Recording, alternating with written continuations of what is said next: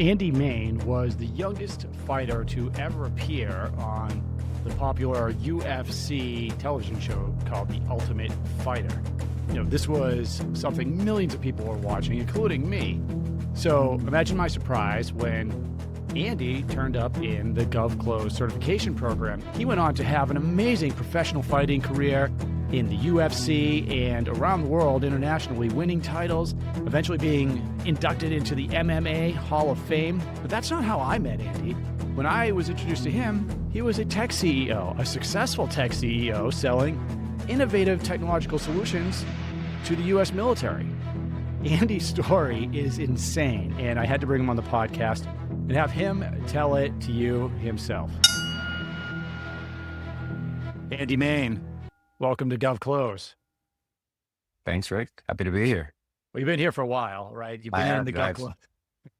You've been in the program for like 6-9 months, something like that at this point? Yeah, I don't remember specifically when I joined, but it's got to be at least 8-9 months. Yeah, it's been a bit, and I wanted to have you on for a lot of reasons. Obviously, we've worked together. We've done a lot of discussion with your company and, the awesome things that you guys are doing for the military and out in the commercial world. And of course, one of the things that I remember right away is you're the first MMA fighter that has come into our program and has a successful defense contracting and technology business. So it's a really interesting background you have there. Why don't we just start with that? If you could tell, the audience just a little bit about who Andy Main is, and then we'll just start digging into it. Yeah, absolutely. Yes, Andy Main is a retired professional MMA fighter. Started doing martial arts in my teens. Very quickly, always been very competitive.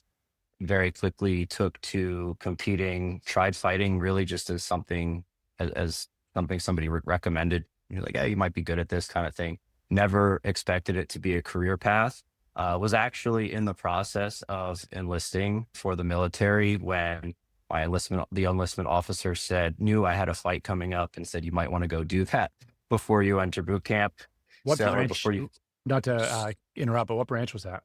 Yeah. So originally the Army, and then I went back thinking maybe I could just do the National Guard, it was also Army National Guard, but and do both. And again, kind of the recommendation was get this out of the way because I was just starting my career, and then come back and finish your enlistment. So yeah, I was like kind of all in, and I've always been a big supporter of the military, and I can talk more to that a little bit later on, how my MMA career also kind of lended itself to training law enforcement and military for a while. But at any rate, did my first fight and basically just immediately booked the next one, And next thing I knew, I was 5-1, I think, and had an offer to go on to the UFC's reality show, The Ultimate Fighter. The Ultimate Fighter. And I remember that. I remember that show. What town? Well, first, let's just go back just a couple steps because we want to do that really fast. What town did you grow up in? Like what state? Where are you actually from? Yeah, I still live in Rockaway, New Jersey. Okay. That's where I grew up. I was just always kind of an athlete, got involved in a lot of different things, but never really fell in love with any of it. Was a runner. Well, I was a skateboarder and snowboarder for a little while. I took more to snowboarding, but unfortunately here in New Jersey, if you're going to take that seriously as an athlete, you're going to have to move to either Vermont or California or Colorado.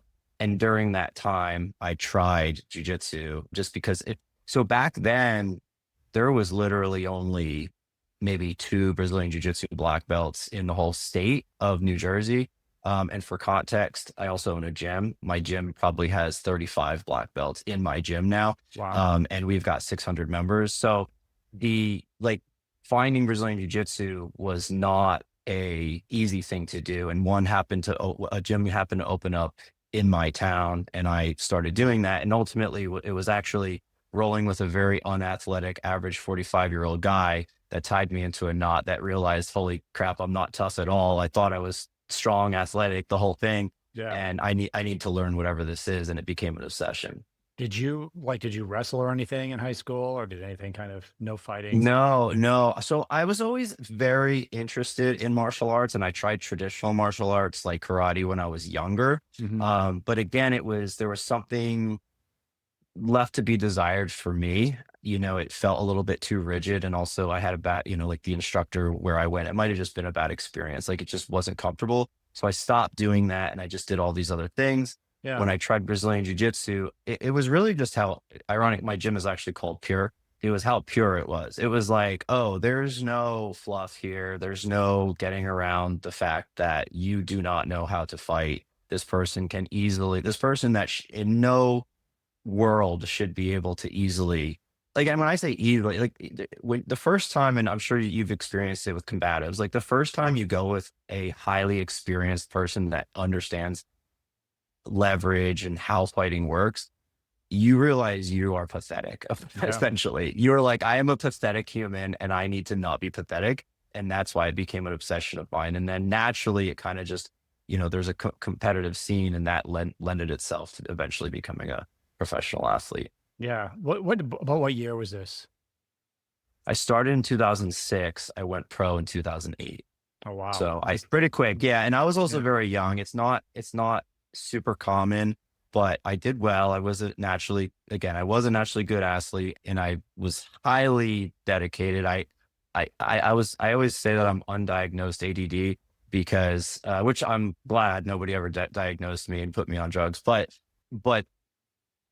I would hyperfixate on things, and I was not a good student. I really struggled in school, and I always kind of just thought that was actually part of the reason I was going to go into the military, right? It's like, I don't know what to do. I'm not really good at anything, or I shouldn't say I'm not good at anything. I struggle with the normal structure of education. So why am I going to go spend a bunch of money in college? But when I started picking up martial arts and fighting, I did hyperfixate. I became very good at it very fast, started winning a lot of things. And like I said, within 2 years of starting fighting, that's both amateur and pro, I was in the UFC doing the Ultimate Fighters, or doing their show. So I was signed by the UFC. Yeah. That's amazing. And it was at a time where, right now, I don't want to say it's trendy to do jujitsu now, but you got a lot of people talking about it, right? Like, Yeah. from the Jockos and, the hmm guys and whatnot. But back then it wasn't. And I'm Yeah. a little older than you. So I certainly remember, like, in the 90s, the conversation was always, hey, put up boxer against, a wrestler, against a hmm kickboxer, you're always wondering, like, who would win. And Yeah. jujitsu is kind of like, and just so for me, I maybe because I don't like understand the whole thing. Like, I wrestled a hmm little bit, Yeah. so I knew that if somebody really knew how to wrestle, it's Yeah. really, really hard. It was really easy to take someone to the ground, and they were going to win, Yes. right? Right. Yeah. What's the difference between wrestling and jujitsu? So jiu-jitsu is just a complete grappling style. So it, wrestling and other grappling arts like judo are built around a system for competing. Mm. So while the fundamentals are great tools for fighting, wrestling, judo, all these arts are excellent because you can effectively control where a fight takes place. Mhm. It's an incomplete style, meaning that if I can take you down and hold you, who cares, right? Right. That's cool. That's good Right. for competition if that's the way you win. But ultimately, you need to be able to finish a fight, right? So in Brazilian Jiu-Jitsu, in theory, it encompasses everything. It should. A lot of gyms kind of lack a lot of wrestling or judo or are parts of the game, but the goal is to be as good as you can be in every single position. So if I end up on my back, oh, well, I'm on my back, right? Like saying I used to say to people when I used to fight, I was like, if I put you on your back, you're in trouble. If you put me on my back, you're still in trouble. Right. Like that was the goal. Yeah. It's always your problem, right? Yeah. If you clinch with me, the goal is it to always be the other guy's problem, no matter where you end up. So Brazilian Jiu-Jitsu just is all of the positions. There is no, like, I've got you pinned. The game is over when you've tapped somebody, right? You've made them give up. And the way you make them give up, right? We tap, right? Obviously to not be injured, but the way you make them give up is doing what would be an otherwise fight ending injury, right? Like if I break your finger, it's not a fight ending injury. You can keep fighting. If I choke you to sleep, fight's over, right? If I break your knee, if I break your leg, or I, dislocate your shoulder, fight's probably over, right? Like, so that's the idea of jiu-jitsu, is just being able to be in control of the situation in basically any part of a grappling exchange. And then the contexts are super wide, right? Doing Brazilian Jiu-Jitsu for self-defense versus doing it for hobby and versus doing it for professional fighting are Yeah. not the exact same thing, but the fundamentals are the same. It's always understanding how to use leverage and technique versus all of your energy and strength. Yeah. I still remember I mean, it happened all the time, but like you'd be wrestling, there's these illegal moves, right? In wrestling, right? Like, Yeah. oh, that's against the rules, right? Like, oh, there's pressure points, right? Where you get someone in a, Yeah. Yeah. what you'd call it, like a leg bar or something, or you'd have their arm Yeah. Yeah. Yeah. where, like if someone has you in that, you're screwed, right? If Yes. they, Right. and you see that, at least I think that's what I'm seeing when I see some of these UFC fights. Yeah. That's Um, exactly it. So this is Yeah. interesting. So by the way, like I also, a lot of what you were saying resonates with me because I was diagnosed with ADHD, but not till after I got out of the Air Force. So the VA Mm. has a disability thing. And like, by the way, take this test, so. Yeah. uh, Ironically, I mean, we'll talk about Bo, my business partner, a little bit more later, but he was the first one, he's diagnosed ADHD, and like about, I don't know, maybe 8 months into our just friendship, as we started building friendships, one day, I think he just like asked me what I take. And I was like, what do you mean? And he was just like, for ADHD. And I was like, what are you talking about? He's like, you obviously have ADHD, right? And I was like, I've never been diagnosed. And he was like, well, the way that you hyperfixate on certain things, the way that you forget, short-term memory is a difficult thing. The way when, telling him about like how difficult school was for me and why, even though I was very like mhm. good memory, I was very good at everything that I could focus on, but I really struggled. I struggled with authority, even though I was actually very charismatic and was able, the only reason I passed high school was because I became friends with all the teachers. And I just basically would go to them and be like, you and I both know that if you fail me, it's not going to do me any good or bad. It's not going to do you any good or bad. Like I was getting through with C's just by talking to teachers. And he was like, dude, like this is classic ADHD or ADD. Like, what are you talking about? And I Oh yeah. had never even thought about it. Yeah, same. Like I never knew that's what it was. The only reason I Yeah. passed is because my parents ripped me out of public school and put me into a private school after I burnt my backyard down and got taken home by the cops. Oh, that's But nice. yeah, they straightened me out though. So, but I do find this interesting, and the reason I'm just pulling the thread on this because this will make sense to everyone. I know this is a government contracting podcast, and we're talking about jujitsu and ADHD, but it all plays in. Yeah. But my wife would call it minor obsessions before I was diagnosed. She's like, like, are you just like on one of your minor obsessions? I mean, it could be anything. Like if I was interested in it, you know what I mean? Yeah. Like it could be like playing the Yeah. bass, or like I've had some weird ones too, where I would just like really dive in and like, that's all I'd think about. But for Yeah. you, you focused on jujitsu as one of maybe your first serious, and then what they're talking about is people with ADHD sometimes do like, if you're not interested in it, hard time to pay attention to what's going on. But if you are interested in it, like watch out, because like you're all in and just like it's Right. just consuming, right? Yeah. And by the way, I also don't think that having ADHD means there's something wrong with you. I think it's a gift No. in a lot of ways, right? No, yeah, I think it's having the understanding. I think it's just like anything else where, and again, I don't even know, like, I don't know if I would be, I just assume that, right? Just from Yeah. talking to people, I still haven't gone, it's just interesting, but I know a lot of what are considered neurodivergent, I think is the word now, people. And yeah, like if you understand it, then it is sort of a superpower. Like, and like for me, I figured out things later about the way that I learn, and I didn't attribute it to anything, any type of neurodivergency. I just realized, oh, like I'm really good at learning, I call it like on time learning, like just on time learning. Like I need to learn how to sell. When I started my gym, I was like, okay, I already know martial arts, but who cares, right? Yeah. Maybe some people will come learn from me because I'm popular at the time. But at the end of the day, I need to learn how to sell. So I took hours and hours of classes and read through, watched hours of videos, read through documentation, all these theories, books, everything. And I was like, I have spent more hours doing this than probably any time studying 90% of the subjects that I studied in high school. Yeah. And it was just because I needed it.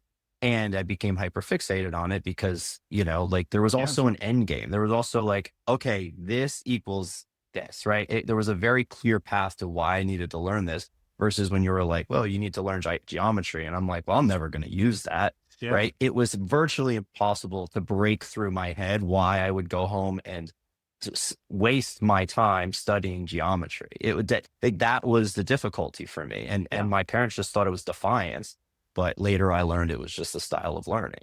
Yeah. So no, I mean, it's that you're right. It's the exact same thing. And by the way, it's also when you're in that, if you are like obsessed with something with learning it for a reason, it doesn't feel like work, right? It's, right. it's almost enjoyable. Right. And What so, else? And what I was going to say is also like, and this is kind of where the combination of, and for me, it was martial arts in particular, because everything is interest for, especially for people like us, is you find something you get super interested in for a little bit of time. Well, continually studying sales over the period of 10 years is not super interesting, right? So that's where like habits and discipline and all of those things come in, right? Where it's like, okay, now I have the wherewithal to understand where I need to be. I'm not as into this as I used to be on an interest level, but I have the discipline to understand, just like, I've been an athlete my entire life. I hate going to the gym. I hate running. The only thing I like doing is martial arts, but I go to the gym. I try. I mean, I do my best to stay disciplined, go to the gym and stay fit, especially as I get older, right? Because I understand the value of it despite, back when I was fighting, it was a lot easier because there was somebody training out there to kick my butt. You didn't have to convince me to go to the gym. Now I just got to wake up and be like, well, I don't want my back to hurt, so I got to go do some squats. It's just it. But that's where the learning discipline and applying that to all other parts of your life comes in. Yeah, no, absolutely. And I know for me, I don't know if we're going to keep this part in here, but for me, like I will force myself to find something different that I can kind of obsess on or like learn about, you know what I mean? If it's something like sales where it's like, I've learned everything, what's this thing called spin selling? Or, hey, what's this thing called? Yeah. Wait, I've never done direct outreach before. Let's hire some direct outreach guys. It's funny because when I started taking your course, or actually before I signed up for it, ironically, I found you through through one of your podcasts, but I started reading some of your material, signed up for your email flow. And the information, the way it was coming in, I had studied that style of outreach and marketing at one point. I don't know if it was the exact same system, but they called it funnel, like building funnels, right? Yeah. Sales funnels. You had your tripwire at the front, all of these things, and even the way that it was written. I want to take a quick second to talk to anybody watching this that's interested in starting a government contracting business or starting a new profession in government contracting. The students that graduate our program, they go on to start their own consulting firms, winning high dollar consulting clients. They go on to land high paying salaried positions as account executives with companies that sell to the government. I'm so proud of the people that have gone through our program. And if you are considering either a job or a business, and by the way, some of our students are doing both, as I did. They're running a consulting business and they'll have an account executive job. It's transforming their lives. It's bringing true wealth to them and their families. Back to the video. And so I understood that. So immediately my thought was like, okay, he's invested in his knowledge of this, right? So, obviously you have the experience as, in government contracting. So that was easy. That, took 2 seconds to verify that. But there's lots of people out there selling that are not necessarily good at instructing and good at learning, right? Mm-hmm. I don't think somebody can teach if they're not also good at learning. Well, if I see something like that, I'm like, I know nobody's naturally good at this. And this is pretty good, right? So immediately, first thing I thought is, okay, he's really good at this marketing system, this flow. He had to go learn, right? So that's sort of one of the ways that I vet people that I'm going to go, effectively turn into a mentor of mine. Whereas like, I need to know that they are not like, I just know everything because I've been there. That's like, that's like being a martial artist stepping on the mat, being like, well, I'm the best, so you should come learn from me. You got to go learn how to teach and learn how to sell and the whole thing. Oh yeah. Oh yeah. No, and I've spent a lot of money on courses for sales and everything else. Yeah, I know it. But this isn't about me. This is about you, right? So I know I took everyone like way, way out or way back in now, Okay. but now you are focused on learning jujitsu. I just think that's so interesting that like in 2 years you made such progress. And you're an athlete. You mentioned, hey, you're a natural Mhm. athlete, and you found something now to focus on. What'd your parents think of this, by the way, when you started fighting and winning fights and whatnot? My mom basically covered her eyes right up until the day I retired. Every single time I would fight, she would be like, "This might be the last one, maybe." Like my parents were always supportive, but they're parents and they're worried about health. My dad's actually a chiropractor, right? So he Okay. sees. Ironically, the one thing he didn't want me to play was football because he was like, "You're gonna never recover from that." But I started fighting and he was like, well, let me know how I can help kind of thing. Um, but yeah,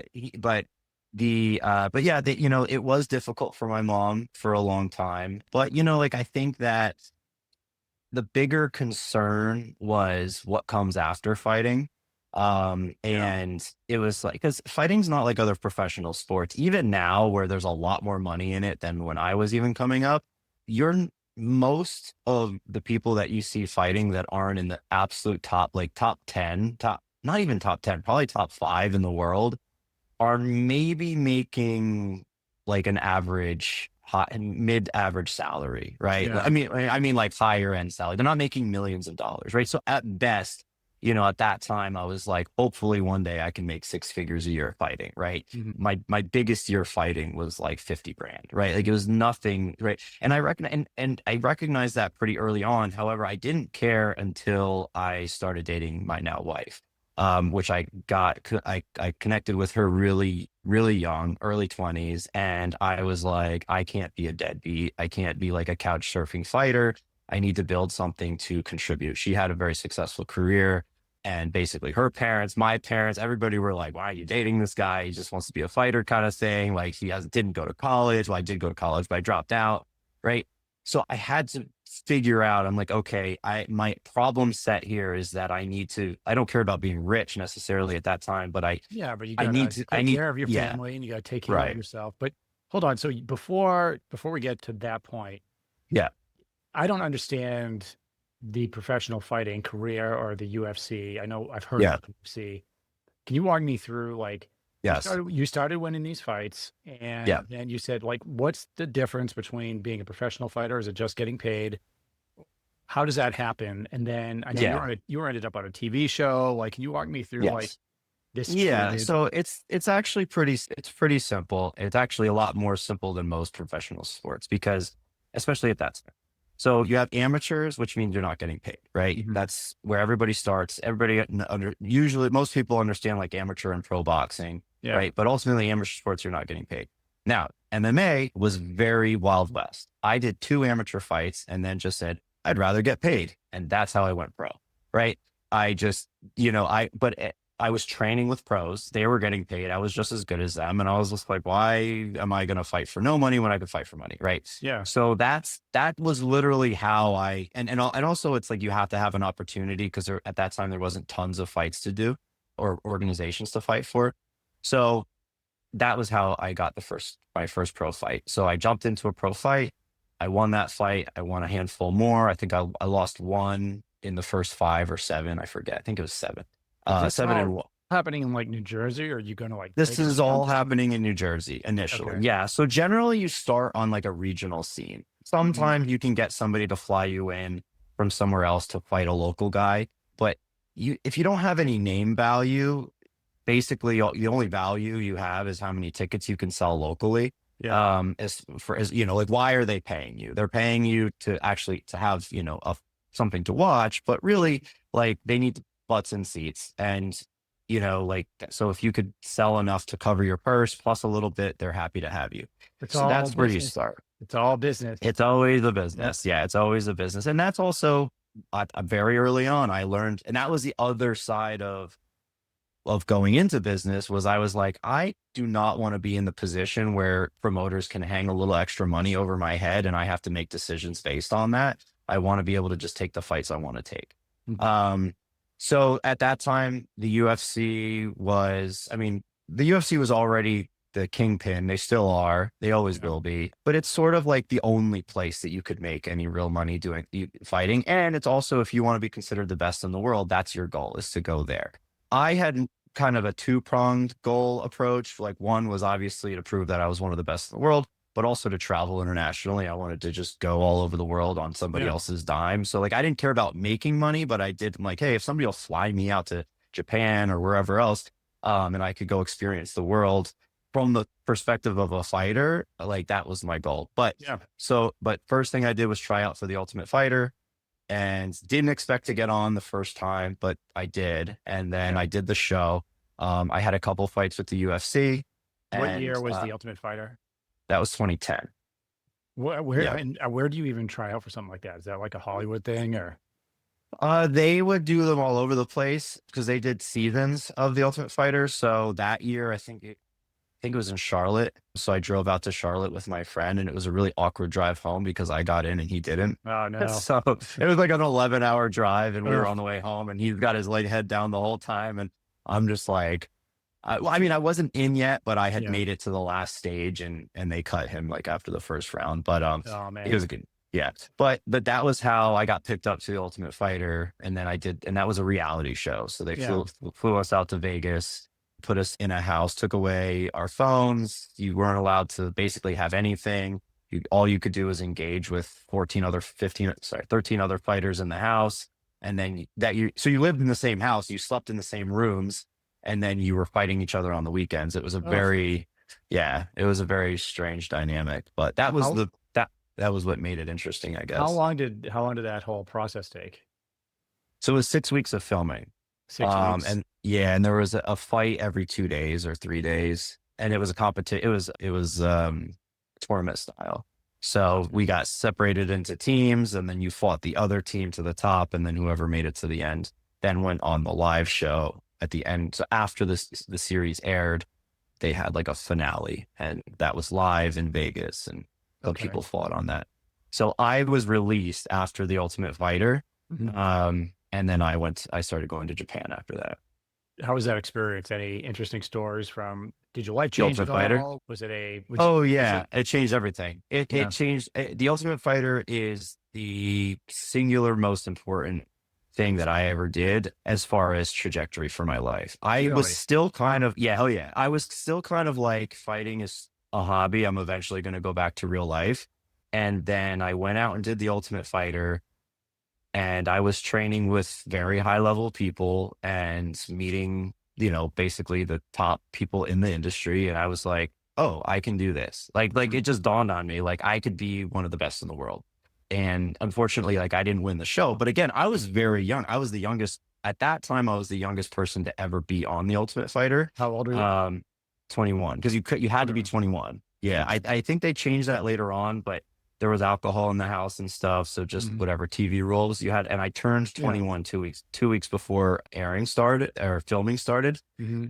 And so like the guy that I lost to, I won a fight, and then I lost a fight. The guy that I lost to is my buddy Kyle Watson, who ironically is actually an investor in our company. Nice. And he's a good friend. I trained with him a bunch after, but he was 12 years older than me. He was 35 fights deep, and I was on my sixth fight. Like, that's just how it was. But I did learn a lot, and then I was like, I'm totally going to do this. And then on top of that, you're one of the most popular people in the fight world for, about a year. Right. So like all of a sudden I'm in magazines. I was in Maxim magazine. Yeah. I was in all that kind of stuff. I'm being flown around the country, and then I'm getting offered like my ability to go fight in Japan was because I had the name value now. Right now I have the name value. So they're pulling me out, they're paying me more, like they're doing the whole thing. And then that was like, okay, I'm going to ride this wave, but this wave may not last forever. What else can I do? Do I go back to school, or do I do something else? And that was when my brother and I decided to open the gym. Okay, sweet. So you opened a gym. Have you met your soon-to-be wife yet, or no? Just before this, yes. Well, actually, so no, I shouldn't say that. She was in multimedia. She made my tryout video. So I met her right before the Ultimate Fighter. She filmed my tryout video for the Ultimate Fighter that I used to get because we also had to submit a tryout video in addition to going and physically trying out. So it was part of the equation. So yeah, we connected then, and she ended up, she had her own career in TV and television, doing like correspondence and things like that. But yeah, so we kind of were like dating, but right around when I opened the gym, just before that is when things kind of really got serious, where I was like, okay, like, I knew basically at that point I was going to marry her.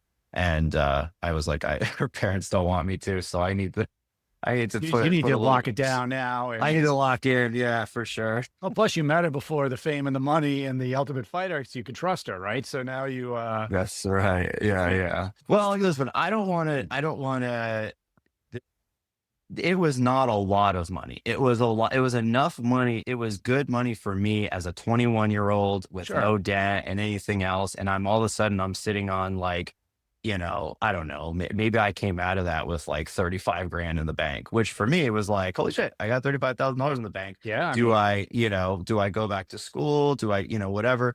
And, like, what do I do? Right. Yeah. But the real value, it sounds like the real value, like just from a business perspective, is the credibility you got out of that with your name value, right? Yes. I'm assuming this comes into helping you with the gym and maybe being successful there as well. Is there any correlation to that, or? Yes. So I took advantage, and this is the one thing where I don't know where I like learned to think this way. And I kind of like wish I learned it earlier, but I mean, I guess I was still like 21, so it was still pretty early. Is that I would always kind of think about things as like means to various ends. And I was like, okay, I'm popular right now, right? And I'm not going to be popular forever. I mean, hopefully I'm one of the best in the world one day, but that's not guaranteed. I'm popular right now. I'm young right now. I live at home right now. My car payment is like $50 a month, and I spend like $100. Like, I don't have any expenses, and I have $35,000 in the bank. I'm not going to school, and my brother's finishing his associates. Hey, do you want to just dump this money into a gym and see if we can make this work? Worst case scenario is in 2 years, we totally fall flat on our face and we're still better off than, we're still 23, 24 years old, and he's a little younger than me. And there's my friends are coming out of school with, tons of debt. I'm still kind of like, whatever. I had good jobs. I was always working. I was working for an electrician. I almost got my electrician's license. So I was like, I can go back and do that. I had my real estate license, but I was like, let's just go for it. Right. Because we're never going to be in a better place as far as popularity. Cause he was also a very high level athlete too. And the ability to take risk. I was like, cause we didn't take any money out of the gym for the first 8-9 months. And then we lived off of like $400 a month each for another like 8 months. Right. And then we started taking money and like, moving out and doing the whole thing. But so just so I understand, because I'm not sure. So you started a gym. Is this like a weightlifting gym, or is this like jujitsu? Are you referring to martial art? Yeah, it was a martial arts gym. So it's all class based. Yeah. So jujitsu class, jujitsu, striking, like boxing, kickboxing, and then kids classes. Yep. All classes. Awesome. Awesome. And so you still have the gym. So obviously I do. Do you have more than one? Is it the same gym? Is it? So have the same gym. We moved a couple of times. Just this year, we opened our second location as like an extension of our first location. But yeah, we did really, really well. And that was, I think, just going all in. And also the biggest thing was the understanding that it wasn't just to open the gym and open the doors and hope people show up. Like I spent so much, every dollar I had, I spent on learning. Marketing, sales, whatever, positioning. I was every single day doing all the stuff that I could to just get people to understand we're out there. The advantage of being, fighting competitively, coming off the Ultimate Fighter, gave people the trust. Like, okay, once they heard about us, like, he must be good. He was on the Ultimate Fighter, that kind of thing. But yeah, we became the largest gym in the state in about 3 years. Yeah. Wow. Now you're right. If nobody knows about you, even no matter what your name is, right? Nobody knows you're there. If you saw where my location was, so the first location that we had was actually, I was looking in an industrial park, is the only place that we could afford.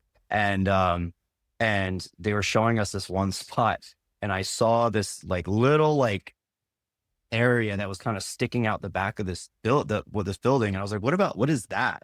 And they're like, oh, that's the storage for the company next door. So I called that company and I was like, do you really use that storage area in the back? And they're like, no. They're like, pay us like $2,000 for it and you can have it. Nice. And so yeah, it was great because it was cheaper than anything else. It was just a flat $2,000 a month, better than anything I could get for like almost 3,000 square feet, but it didn't have a real address. There was no real address. So the website was literally just a picture of a map and then a dotted line, like a freaking treasure map that showed you how to get from the highway to our building. Legitimately, that was like, I'd get on calls and I'd be like, make sure you use the map because you're not going to be able to find it. It's going to take you to a different part of the building. Oh my word. You know, that is funny. So you, now you have this gym, right? And so you're learning how to run a business essentially, right? It sounds like you guys did really well if it became the biggest gym in the state. How long are you doing this? And like, when do we start transitioning into thinking about starting a defense contracting business? And what does that journey kind of look like? Are you still fighting like right now? You still have a gym. So, I mean, are you training people? So I still train. I still work out. I retired right after COVID, kind of didn't intend to. I had actually just signed the biggest contract of my career. But the other thing in between this is that my family and I started opening franchise restaurants. So we bought into a franchise called Pliables. And they actually have them up there in Boston. There's a bunch. They kill it up there. So we were planning on, my brother and I were planning on kind of putting like a smoothie thing in the gym. And then we started doing research and we were big into the kind of that healthier food space. Found Playa, to make a long story short, just ultimately decided to franchise with them and open a store rather than doing our own thing, which was a home run. And we ended up opening 3 of those stores. Okay. So that was where that was the first time that I was like, okay, I'm going to try to transition. Like, sure, I proved that I can build a business in the thing that I'm really good at. Right. I have no experience in being a franchisee or a restaurateur, right? So and it showed when we first opened. I mean, the brand was super strong, but it was insane because we opened with a ton of business and none of us knew how to run a restaurant. We got some support from corporate, but they were still very young. So like their training and everything else was not that great. So, so we were in over our heads, but we figured it out and then ultimately did 2 more. And that was when I was like, okay, I'm starting to learn how to manage. I'm starting to hire people into administrative roles. Like I was just the operator guy. That's what I'm good at really is operating. But it was very hard for me to start giving away control of things. And that was when I was like, okay, I'm really gaining a better understanding of true business fundamentals on how to like scale and move and, dealing with vendors. Like the gym business is for all intents and purposes, it's pretty easy. It's not easy to get to make it necessarily, but once you've laid your mats down and you have your system in place and you've got it's pretty just runs like a machine. The restaurant has a million pieces, right? And also, by the way, it was me and my brother teaching and then some people helping. Like the restaurant, we've got collectively 75 employees, mostly kids between 16 and 21 that are that are going to school, right? So I had to learn so much. So all of that stuff took place. We're making decent money. I start investing money. Now I'm still 20. I'm still in my mid 20s and kind of also act like a 20-year-old in some respect. Like, sure, I was good at something, but also like I'm throwing money at everything that just looks cool. Right. I wish I just threw it in the market. Like even to this day, like I'm like, if I just threw it in the freaking S&P 500, I'd be ahead of the game. Hey, but hindsight's 2020, man. But I mean, look, in his 20s, you got 5 businesses or whatever. Right. But it was that ambition. It was that mindset that also got me to where I was. So I couldn't it is what it is. And ultimately things are good. So I'm throwing money into different things. And one of the things I threw money into was a tech startup. And that kind of just petered out. It didn't really go anywhere, but that person ended up trying to do something in DoD. Now, I mentioned before, like at the gym, we do like police, law enforcement training for free. I'm very big proponent of, anytime I have the opportunity, I'm teaching law enforcement, military, stuff like that. Cause again, like I sort of have this, like, I think I have this like deep down thing. I should have got, I never went back and finished my enlistment. Right. So like I always was like, have been trying to support, and my wife's brother is military. Some of my very close friends, I have a lot of close military people in the military that have been affected in various ways. A lot of service disabled veterans that have, been in action and been blown up and are dealing with all this stuff. Right. Yeah. So half the people in GovClose are veterans also. So the people interacting with here are, So that led me to a conference where I was still kind of a part of that.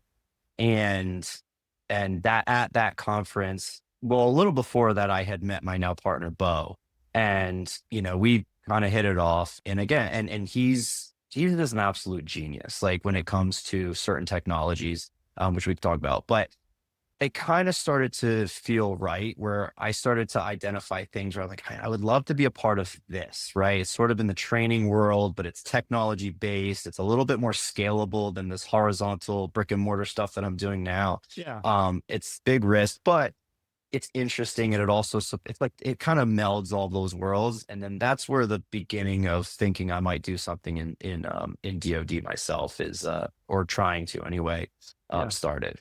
Well, I mean, you're not just trying to, you are doing it now, right? So you and Bo, and I've met Bo. Bo is a genius, right? He's one of those guys you talk to and just like, okay, I remember from the side too, if I'm running a team of engineers, every now and then one of them is just, right. I was going to say mind-numbingly smart. I don't even know what the proper adjective is, but it's like, just has that.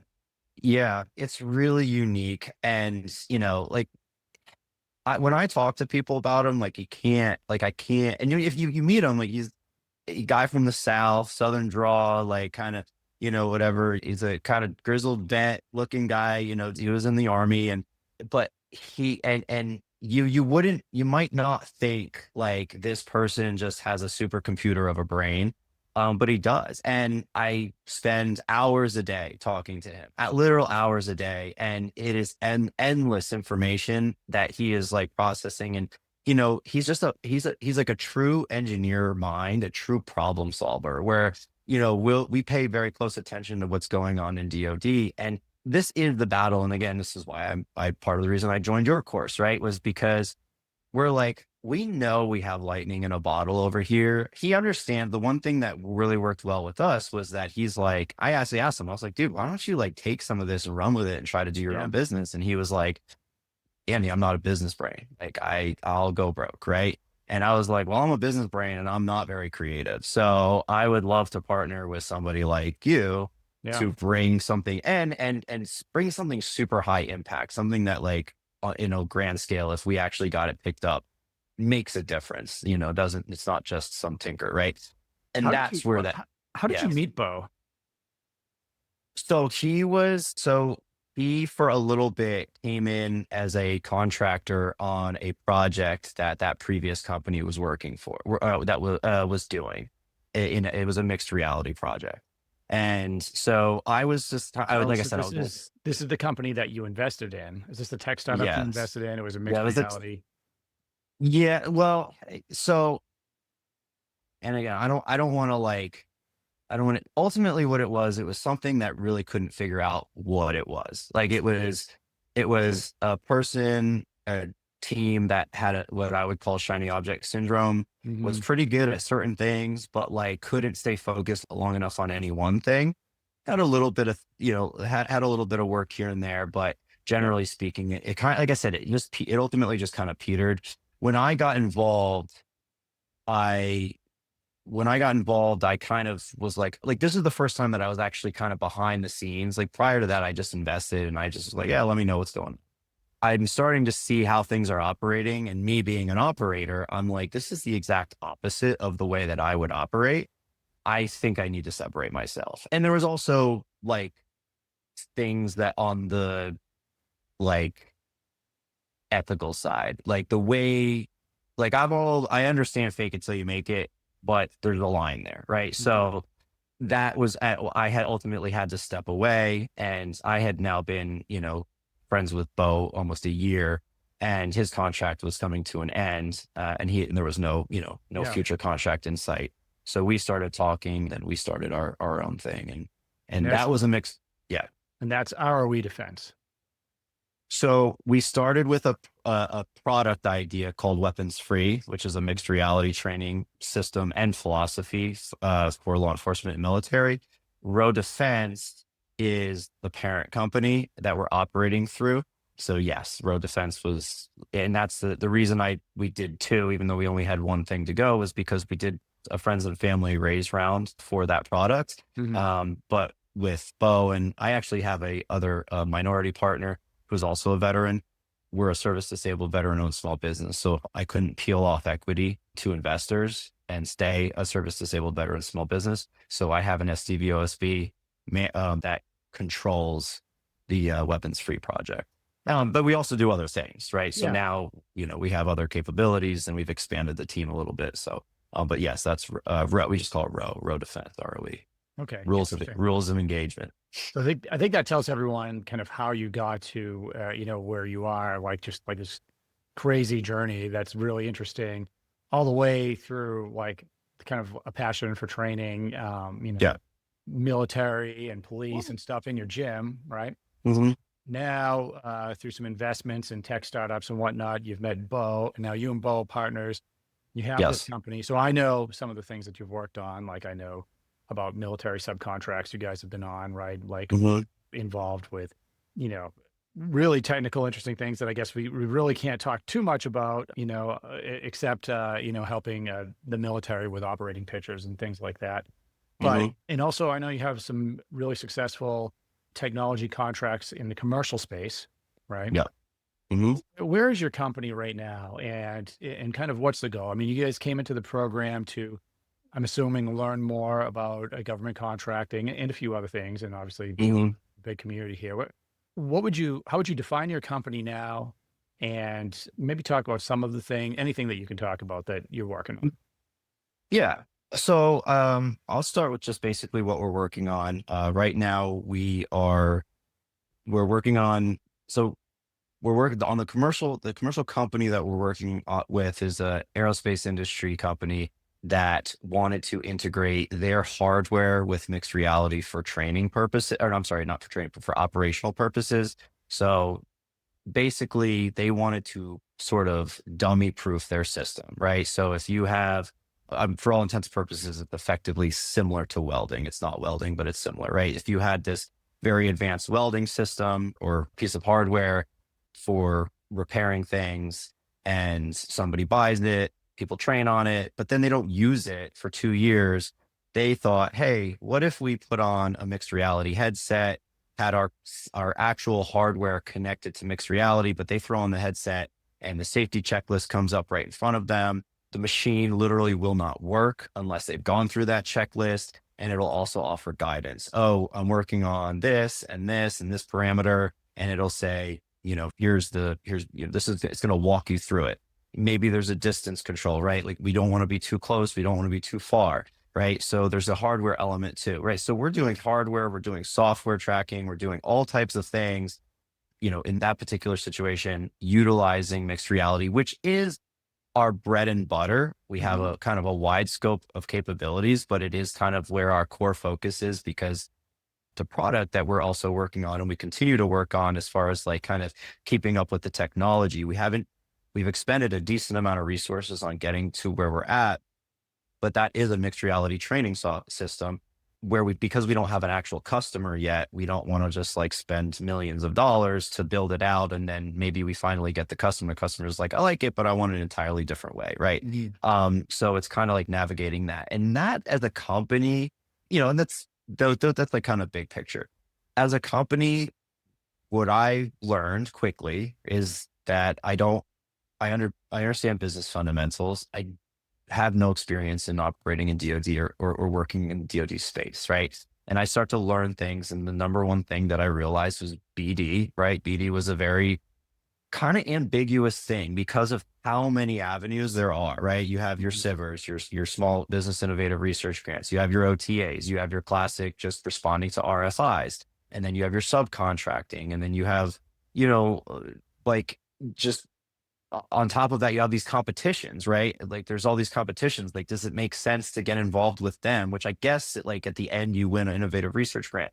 It was so overwhelming that I was like, I need to get in the room with people that are actually doing it.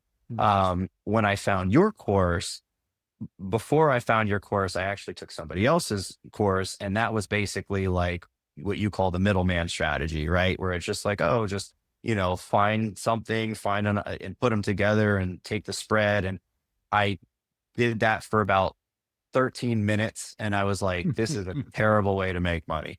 And then I watched one of your podcasts, and I was like, okay, he was actually the contractor on the other end, so he can speak that language. And if I just learn that, maybe that'll be helpful. But then I saw that you were actually training people to do BD, where I'm like, okay, well, I don't want to do BD for other people, but maybe I can go learn and then do it for myself. As once I got in the room and I started learning the material, going through it, being a CEO and having run businesses and realizing I need to delegate, I was like, I'm thinking about this wrong. I need to understand it. I need to be in here. I need to understand it, but I need to get to the point at which I can hire somebody that's singularly focused on BD on various levels, apparently. Yeah. Right. And so as a company, we're very fortunate. And, I would even say, I don't want to say lucky, because I don't think you're lucky if you keep putting yourself out there, but to an extent lucky. Like the work that we have done has just been being in the right place. We've gotten the work that we got from conferences, being in the right place at the right time. Somebody's having the right conversation. And, again, I'm going to keep, buttering up Bo, but like just getting Bo talking to somebody that understands what they need and talking to a true problem solver, them being like, yeah, we need you. And when can you start? Right. Yeah. I mean, so especially on the commercial side. So, and that has sustained us and will sustain us for a little while.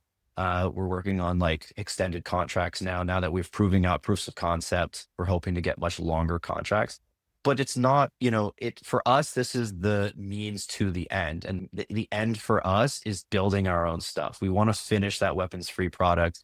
And we know for a fact, because mostly Bo is neck deep every single day in the technology, and he sees what is being used on the cutting edge by the military. And he was in the military. He was a firearms instructor. He was he did comms for the military. Like he's got the experience plus the technical know-how. And he's like, I just need the opportunity to show what we can build. We need a little bit of funding to just get that true proof of concept, and they'll never talk to anybody else again. And that's where we're at, is just, okay, how do we stay alive long enough to hopefully get one person to give us the opportunity? Because once we do that, we truly believe it's off to the races. Like we're going to be a massive company, because once we have enough company, like Andrew, we talk about Andrew a lot. Once we have enough money to invest in ourselves a lot more at a higher scale and a rapid pace, we're gonna bring products to the market that are just gonna be game changing for sure. But we're not there yet. So that's where we are as a company, and that's why I'm here.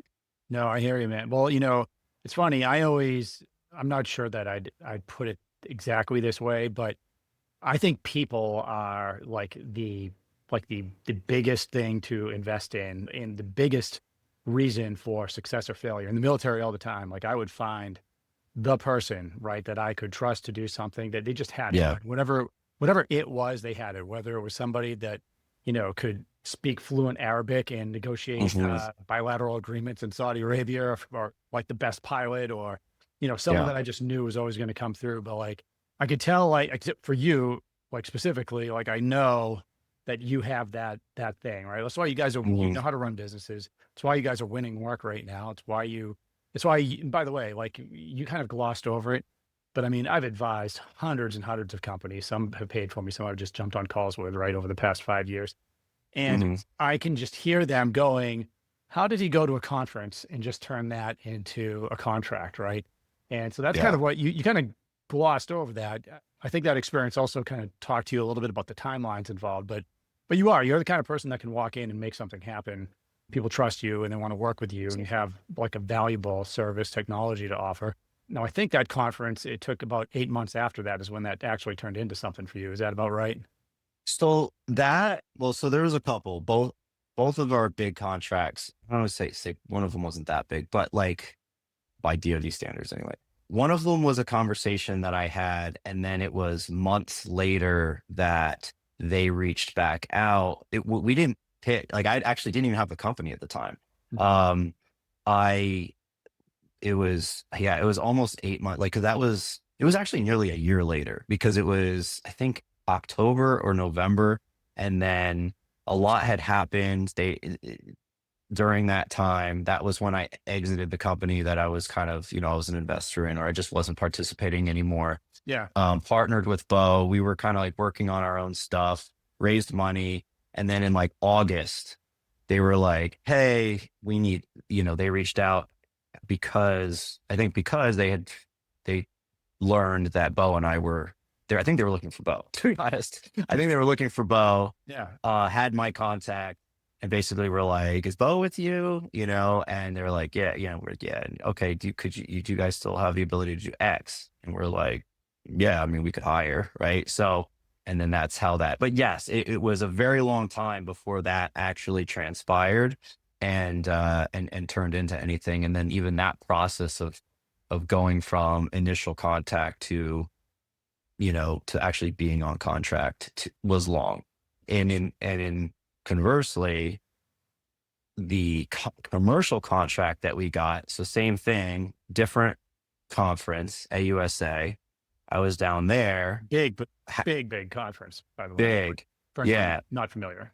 Yeah. Was after the conference, we did our rounds as we're walking around doing the thing, talking to people about capability statements, which didn't have a booth, right? Didn't have a booth. No, we don't have anything, right? We don't, nothing like that yet. And that's, that's where we're trying to get to. Afterwards, I'm at a bar and just kind of like talking to people, trying to do the networking thing. And the CEO of a company, I had met this guy one time and he recognized me and he remembered. I met him at a different conference and he remembered and he was just like, I have somebody I need you to meet. And then like, that was it. Okay, thanks. Okay, I'll see you. This guy's got like a huge company. Yeah. And I was like, I can't believe he remembers me. I'm pretty sure he's had a few drinks, right? Like whatever. I'll never hear from him. He texts me in the morning. Hey, can you meet me at this time at this booth? Yeah, no problem. Nice. Meet him at that booth. Introduces me to somebody. They were not interested in talking to us. They were interested in talking to him. So they kind of were like pretty dismissive. About 10 months after that, they called us out of the blue and they're like, hey, we have a project for you. They gave us the scope. We gave them a price and we were paid within 10 days and we were on that contract. And then we turned that contract into a longer contract, which was about a year long, bigger, more substantial, very cool work. And then that's looking like it's going to turn into probably, hopefully years of work. And, again, that was just, if we were in a position where like we were relying on work at the entire time, there's no way we would survive. Like I literally funded out of pocket the salaries for my team, which isn't a bunch of people, but I mean, it's still enough that people need to live for like 6 months almost before we got the first check and, and then started paying myself back from the company. But like I could have just been totally SOL and that it would have been what it is. So like, that's the one thing with working in the government industry is I'm like, how do these small businesses even make it with these timelines? Because it seems like I'm just blessed. I'm fortunate that I was able to hang on as long as I was. And I have this, my other income. I don't have to take a salary for myself, but hanging around that long is to wait, to hope that it doesn't get pulled. We've also experienced that. We've been very close to getting a grant. We were working with law enforcement on a federal grant. And then all of a sudden Elon Musk decided to come in and with a chainsaw and we just blow everything down. I know. Yeah. And we were just one of the unlucky ones. I mean, and that probably would have been a couple $1 million worth over the course of, a couple of years. And we were very, very well positioned. We had very high, big law enforcement departments and people. We were just well positioned. I don't, no guarantee, obviously, but we were very confident that we were going to win at least one part of that grant. And just gone, program gone. Yeah. We picked up the phone one day, called them, and it was a busy tone. And then we finally got a hold of somebody, and they were like, "Sorry, program got slashed." And this happens too. Like, it's easy to because Doge did happen. I mean, look, I'm running government contract training business, right? Like, so I know Doge came in, right, and we felt the effects of that for a little bit. But even if Doge didn't happen, like, this shit happens all the time in the government, right? Yes. Funding gets moved around, programs get canceled. Just for anyone listening, I was taking notes as you were writing, because it triggered me to think of a few things. One of them is just in selling to the government. This is why you have to have such a big pipeline, right? We can't just rely on like one or two things, because these things do happen, right? And so you have a pipeline big enough that can withstand like a government shutdown, money getting moved around. Also understanding that if that flywheel's moving, that BD flywheel, you kind of was addressing that earlier, things are going to happen that you weren't expecting, right? You get the call 8 months later, hey, we need this, right? It happens all the time. Yeah. And one thing I didn't want to lose also is just recognizing talent for business owners out there. I talked a little bit about you. I'm like, I think I'm pretty good at spotting talent. And I think that's the most important thing with a business is if you can find some key people that really everybody doesn't go to a conference and have that turn into business, right? So this was the third thing, like there's a trend item with you, right? And going to conferences, like I'd be going to these conferences all the time. So every couple months I'd be getting a phone call saying, here's some money. But you recognize the same in Bo, right? And immediately like formed a business with him. So I think that's really important and something for people out there to think about. Yeah. Well, and also it's also being able to work with people, that's one. I mean, that is probably, if I had to name one skill other than just like resilience, that I've done very well with, is I can meet people where they're at. Ironically, the reason that, well, I don't want to say the reason, but like the people that Bo had previously worked with kind of like were missing it with him. Like I was like, am I the only one that realizes Bo's a super genius in this company? Like, like you guys are not leveraging an asset that we have here, which is why, and I was just lucky that he was a contractor, that a contract that was ending, and not that that matters. Like we could have done it ourselves, but the timing just worked out. But again, like, listen, none of us are perfect. Right. Mm-hmm. And it was like, I had to meet Bo where he was at, and he had to meet me where I was at. And, unfortunately we are very, we work very well together, and we trust each other's judgment on the things that we're really good at. But that's the thing. And then with the, like you said, with the conferences, so I 100% agree. And that is something that we're trying to do. But the one thing that I don't have personally, and Bo doesn't have either, is the ability to just walk behind the curtain in any one of these places. Right. So, we could walk to the front of the booth and have those conversations. They're not the ones that are going to get they're not going to absorb what Bo is talking about most of the time. Right. So either every time that we've had this, it's always been an intro, right? It's been an intro from somebody who has status that we're just like, oh my God, we're talking to the CEO of this company. How did we end up here? Where if I went up to that guy's booth, there's no way I ever would have talked to him. Yeah. Right. So now we're like, okay, we need the person in BD, but I might need, maybe after being around long enough, like I'll be able to be that person. But I've talked to you about it. Like, I'm like, I either need a board, or maybe I need to eventually hire a president of the company, like a face of the company that just has, whatever it is to be able to go to these, whether it's the black book, the Rolodex, I should say, or just the status, right? Mm-hmm. Like maybe he's a, former, a retired general that like nobody's saying no to the general walking into the back, and then he can walk Bo into the back. Cause that's really what we need, is we need to be able to get the brain in front of the other brains. And then they are like, that's where these happen. And when is the people that understand, that can grasp what Bo is talking about in terms of changing technology and like foresight of where all these things are headed. When that happens, that's when the magic happens, right? Mm-hmm. Without a product, right? Once we have a product to show, that's a little different, right? Mm-hmm. Now we can set up a booth, come see us, right? And then hopefully schedule time. But that's a big challenge as well, where it's like, okay, well, that all costs money. It's $10,000, $12,000 to get a booth, or it's, you want to get the extra special pass so you can get in there early. Well, you got to pay $1,000 a person for it. It's like, so, or you got to pay somebody to do it for you. And it's, again, we're a small business, and navigating that is the challenge. But, but I believe in resilience. I believe it's a game of attrition. If you're here, even just being here 2 years later, right now, it's 2 years in, just navigating is already significantly more comfortable than my first 6 months of doing this. Oh yeah. No, I mean, I think you guys are doing great.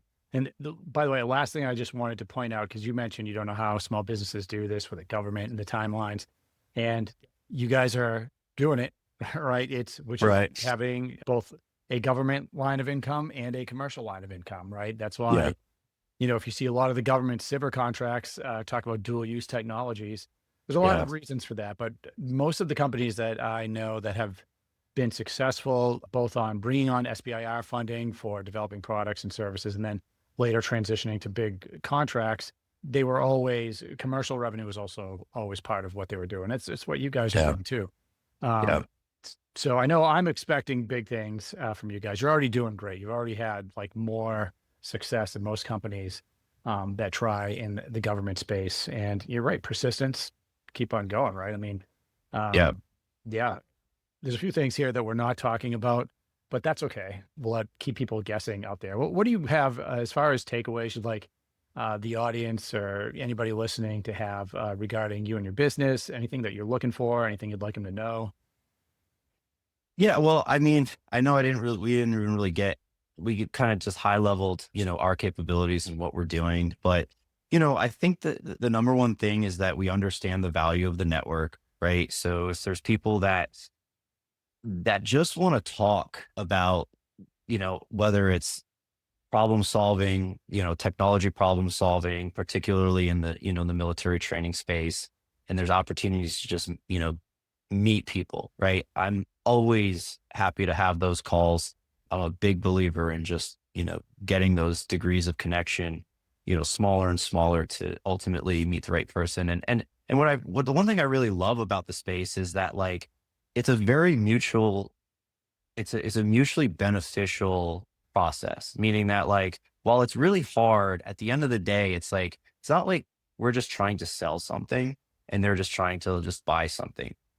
There is a problem. There's a thing that needs solving.